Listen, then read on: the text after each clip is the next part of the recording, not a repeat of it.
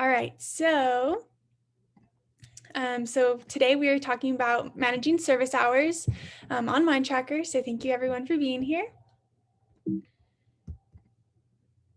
right, so first off, I guess meet our team. So our director is Mallory Payan. She's the director of Student Organization Services, Fraternity and Sorority Life, and the Terry Scholar Program within the Student Engagement and Leadership Center. And then we have a new coordinator. His name is Travaris Peterson. He is a new Student Organization Support Coordinator. And then we have myself, Joanna Whitaker, and my coworker, Adriana Villegas, who are both Student Organization Support interns. So we have virtual office hours every week for you all to ask us any questions about your organization, how to join an organization, just anything you need. We have those Monday, Wednesdays, and Fridays, but if those times don't work for you, you can always email us and set up an appointment. All right, so here's the basic things of what we're going to talk about during this presentation.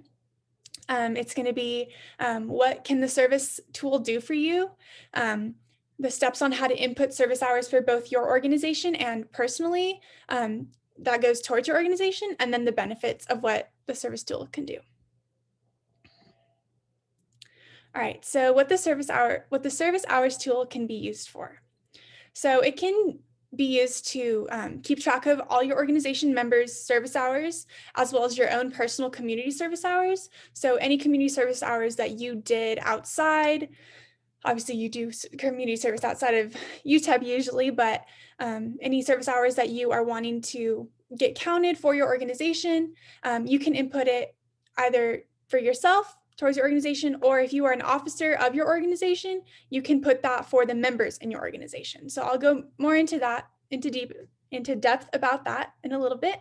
But this is a great tool that is utilized for organizations that have like a minimum requirement. I know a lot of like the honor societies and the community service organizations, they have a requirement of service hours for their organization members to do. So this is a great way for their members to input those hours so they can just keep track of it. And it's a super quick and easy process for all of the members and the officers. So I have a question for y'all. Has anyone ever used the service hours tool for your organization or personally? I was just curious, like if anyone has even heard of it, or do you even know this existed? You can type it in the chat or you can open your mic. It's up to you guys. I've never heard of it, but I think I will need to use it for sure because I do a lot of community service. So I am glad to know that it's there. Awesome. Are you in an organization? I just got accepted into the Student Government Association, Nice. and I'm excited for that. Awesome. Congratulations. Thank you. Appreciate that. Anyone else?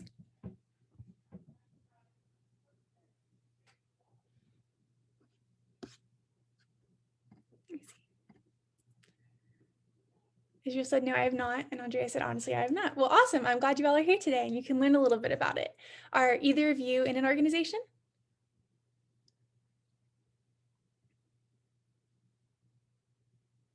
Israel says yes. Awesome. Permetta. Awesome. So, Israel, are you an officer?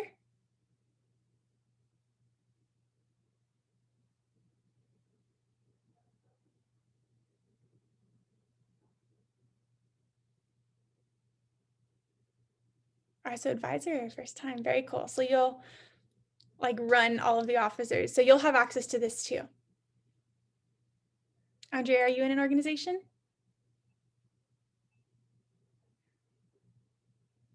You're not? Okay. Well, if you plan on joining an organization, this is going to be very beneficial to you.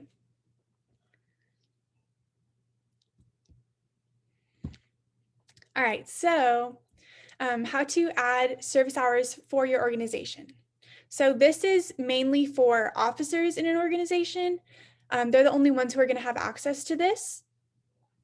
So how to do this, you're going to go onto your organization's page, and then you'll click Manage Organization. So keep in mind that the Manage Organization button is only going to be visible to students and advisors who have management access.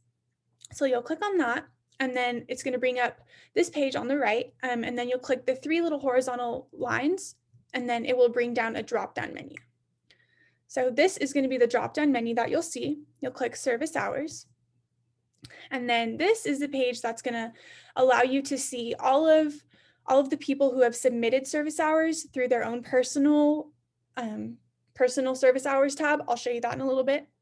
But this is where officers or advisors can add service hours for members. For instance, if you did like a huge community service event with all of your members and you just wanted to do like a big group of 20 people that did a certain amount of hours, this is where you can add it. Here you can also approve or deny hours. Also, this is where they put in their hours on their personal page, and they're going to need an officer or advisor's approval.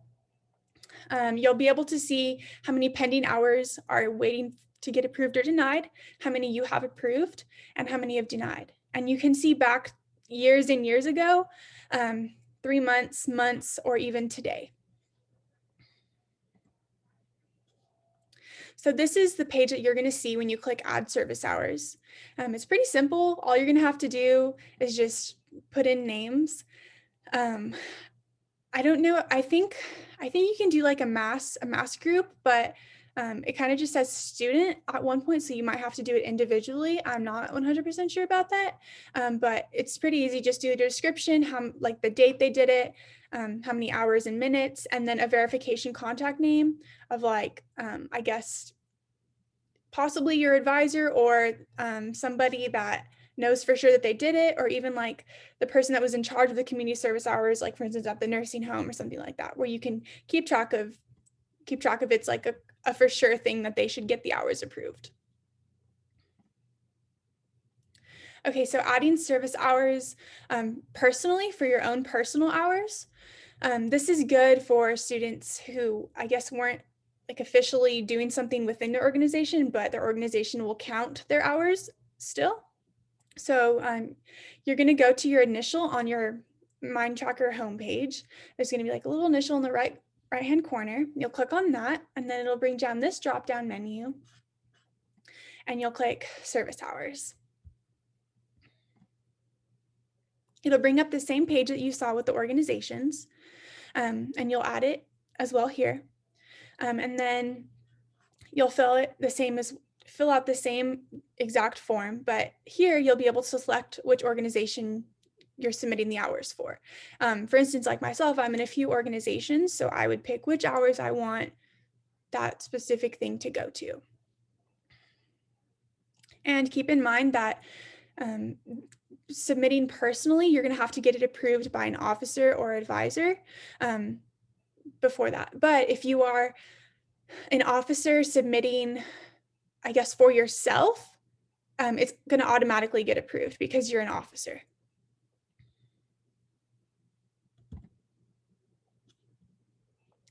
All right, so the benefits of the service tool. This is a great way to completely keep track of all of the service hours that you have completed within your time at UTEP. I know that we have, I guess, student organization-wise, we have awards for most community service hours. I know we've done that in the past. I'm not exactly sure how it's going to work this year or anything like that, but I know we have done that in the past. And I'm sure specific student organizations have who have like requirements for service hours. They have awards and stuff like that for people who have the most service hours. A cool thing about it is that it's online and it's never going to disappear. I was actually looking through it the other day, and I was actually looking through, I think, the Accounting Society or one of them, or like Women in Business or something like that. And they had service hours from 2012 and 2013. And I was like, wow, I didn't know this existed back then, but I'm glad people were utilizing it. So this is, like I said before, it's great for officers to keep track of which members have completed the hours. If your organization has a service hour requirement, it's an easy way for members to see how many hours they are still needing for that requirement, or just to bypass all the paperwork and signatures that they need. It's just a super easy way to get it done. Yeah, that's basically it. The service hours tool is pretty self-explanatory. We're hoping to possibly get like a service hour tab, like to see what community services are available. I know other schools have that, so that would be kind of cool if we could do that.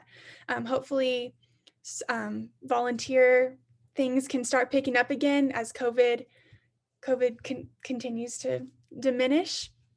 But I know there are a lot of great things that you can reach out to the community servicing, I think community service engagement.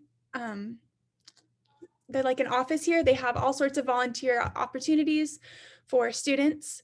Doesn't even matter if you're in an organization, it's just volunteer aspects. And I know there's a lot of online things that you can donate to and stuff like that. So I recommend everyone to get involved with community service.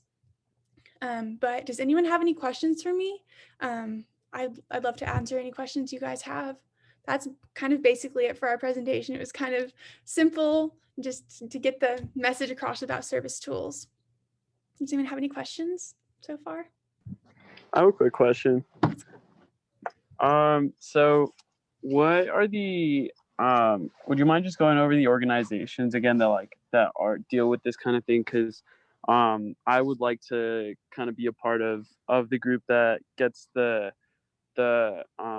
volunteers together for certain like food banks and all that kind of stuff. So I wanted to see what the specific organization is so I can go ahead and try and be a part of that too. Yeah.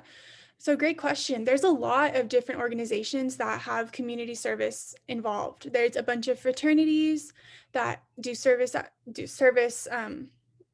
involvement. There's all sorts of honor societies, all sorts of different organizations. And honestly, I don't know a lot off the top of my head, but if you go onto MineTracker and search community service, there's like going to be like a little tab where you can click like a different option that has like community service, and they'll like a bunch of them will pop up, and you can just look through them to see which ones you're interested in. And there's going to be like a contact button next to it, so you can contact them, be like, hey, I'm interested in what you guys do. Like, who are you involved with? What community service do you do? So that would be a way to start, as to get to some more information on what they do and how, like, if they even do community service, especially during COVID. Okay, thank you so much. Yeah, you're welcome. Does anyone else have any questions?